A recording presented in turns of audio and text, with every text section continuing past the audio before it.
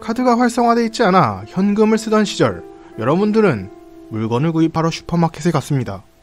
근데 현금이 없네? 여러분들은 슈퍼마켓에 있는 ATM 기계를 봅니다. 수수료가 걱정되긴 하지만 그냥 쇼핑몰에 있는 ATM 기계에 다가가는 당신. 근데 갑자기 그 근처에서 한 여성이 소리칩니다. 도둑이야! 어린 아이를 둘러엎고 있는 여성이 60대 후반으로 보이는 남성과 실랑이를 벌이고 있습니다. 남성은 카드를 든 손을 위로 쭉 뻗고 있으며 여성은 그 카드를 빼앗으려 하고 있습니다. 여기서 여러분들은 어떤 행동을 하시겠습니까? 안녕하세요, 다르다르 수다루입니다. 오늘 이야기해볼 사건은 조금 들으면 기분이 나빠질 수도 있는 사건이라 생각합니다. 그렇게 복잡한 사건은 아니지만 말이죠. 그러니 구체적으로 들어가기 전에 수다루 미스터리를 구독하지 않으신 분들은 구독을, 그리고 좋아요 버튼을 꾹 눌러주시면 감사하겠습니다. 그럼 시작하죠. 사건의 개요. 사건의 이름은 요카이치시 자스코 5인 체포 사망 사건입니다. 2004년 2월 17일 일본의 미에현 북부에 위치한 요카이치시에 있는 일본의 슈퍼마켓 브랜드 자스코에서 일어난 사건이죠. 참고로 자스코는 우리나라의 이마트와 비슷한 일본의 종합 슈퍼마켓 브랜드로 지금은 이온으로 이름을 바꿔 운영 중입니다. 68세 남성이 이 자스코에서 ATM 기계를 이용하려고 했습니다. 그 남성은 이미 쇼핑을 마친 것인지 물건을 가득 담은 봉투를 양손에 들고 있었습니다. 즉 누군가에게 무엇을 뺏을 만한 상황은 아니었다는 거죠. 그런데 이때 남성이 ATM 기계를 사용하기 조금 전부터 ATM 기계 자체를 주의 깊게 살펴보거나 그 근처를 계속 돌아다니는 아이를 업은 여성이 있었습니다. 남성은 ATM 기계의 이용을 마치고 밖으로 나가려고 합니다. 그런데 그 순간 ATM 기계를 몰래 살펴보던 여성이 일부러 이 남성에게 부딪힙니다. 그리고 이에 넘어진 남성이 무엇인가를 떨어뜨리고 다시 줍습니다. 이때 여성은 남성이 준 것을 빼앗으려고 합니다. 이에 남성은 자신의 물건을 지키기 위해서 여성과 몸싸움을 시작하죠.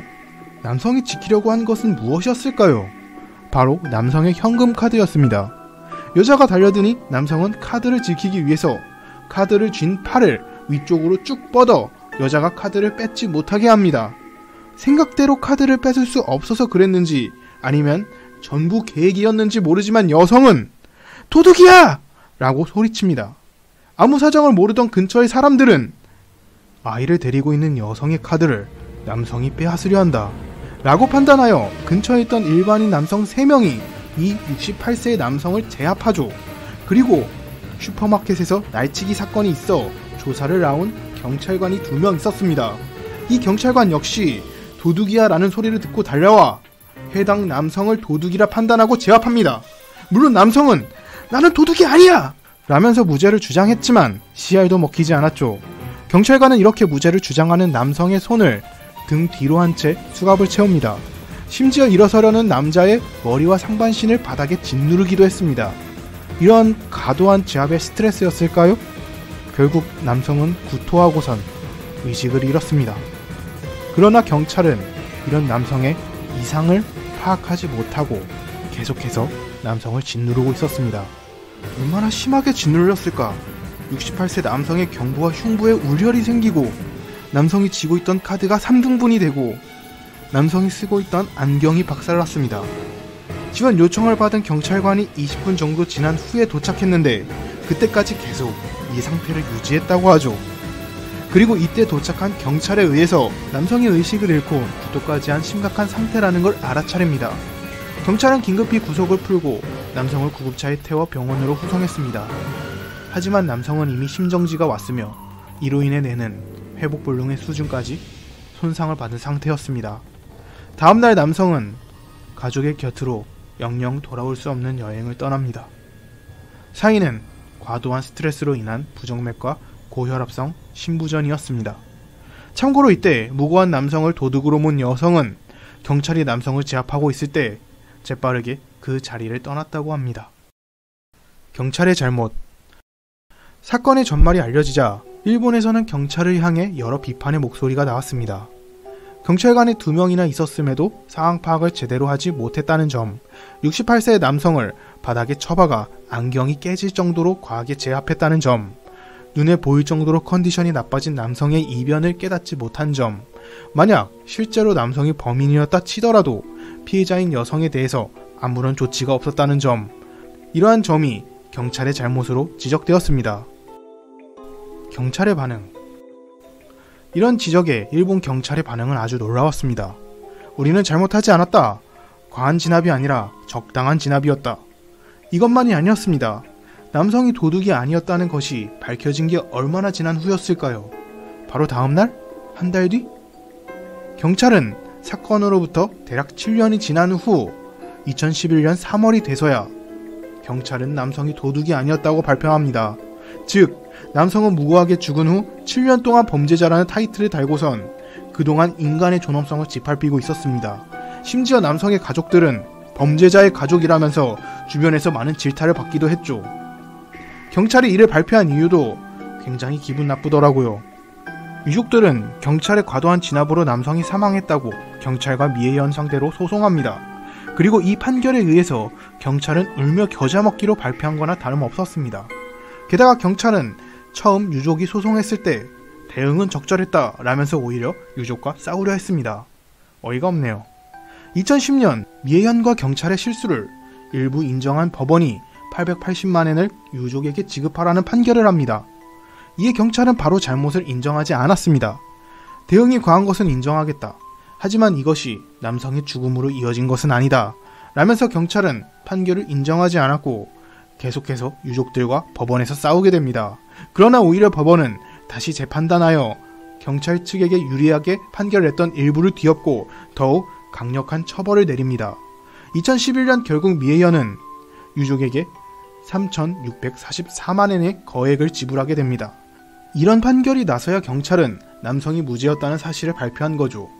그러나 경찰은 진압 과정에서의 실수는 절대로 인정하지 않았습니다. 훗날 유족들은 재판에서 경찰 서장을 만났고 이때 이번 사건에서 경찰이 한 실수와 반성해야 할 점을 공표해 주시면 안 되겠습니까? 라는 요청을 했습니다만 그걸 하는 일은 절대 없습니다. 경찰이 사건에서 반성해야 할 점을 일일이 공표하는 것을 지금까지 본 적이 있습니까? 없죠? 라는 답변이 돌아왔다고 합니다. 미숙한 후 처리.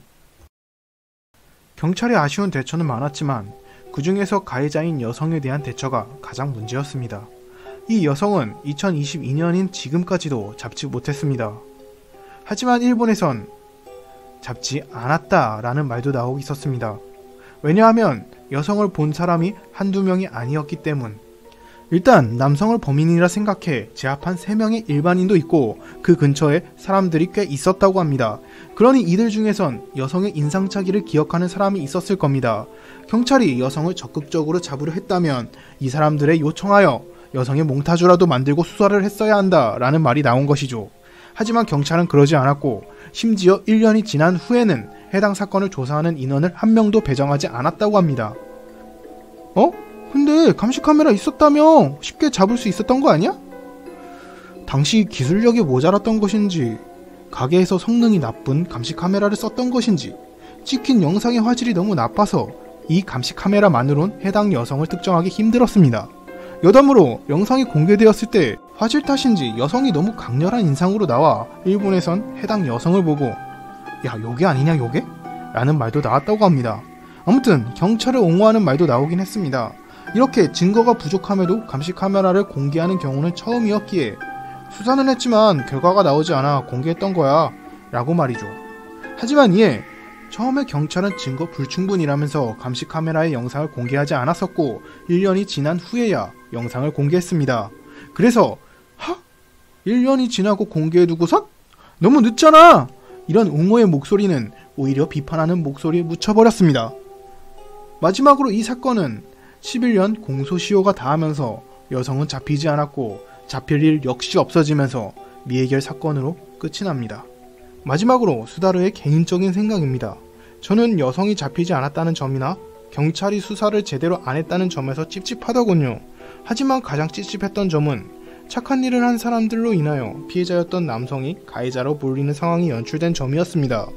분명 사람들은 착한 일을 한 건데 그 결과가 최악이라니.